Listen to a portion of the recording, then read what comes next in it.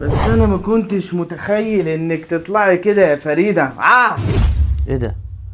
فريدة مين يا ابني؟ فريدة جارتنا اللي ساكنة على اول الشارع. مالها يا ابني وبتتكلم كده ليه؟ وانا اللي كنت فاكرها محترمة راجعة بيتها وشي الفجر، متخيل؟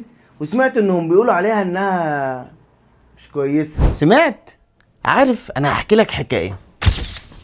مرة كان في واحد راح يتقدم لواحدة فسأل عليها مجموعة من الناس، فالناس قالوا عنها كلام وحش جدا وقالوا له ابعد عنها. فالشخص ده زعل جدا ومشي في الشارع حزين. قابله شيخ كبير قال له مالك يا ابني زعلان كده ليه؟ قال له مفيش، كنت راح اتقدم لواحدة فسألت عليها الناس اللي هناك دول فقالوا لي عليها كلام وحش فمشيت. قال له طب ايه رأيك اجوزك بنت من بناتي؟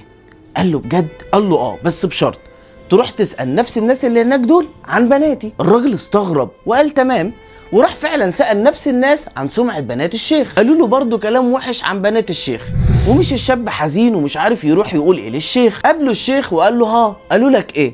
الشاب كان مكسوف قوي وقال له بصراحة قالوا لي برضه كلام وحش. ضحك الشيخ وقال له انا اصلا مش مخلف، بس عملت كده علشان اعلمك ان مش كل اللي تسمعه تصدقه.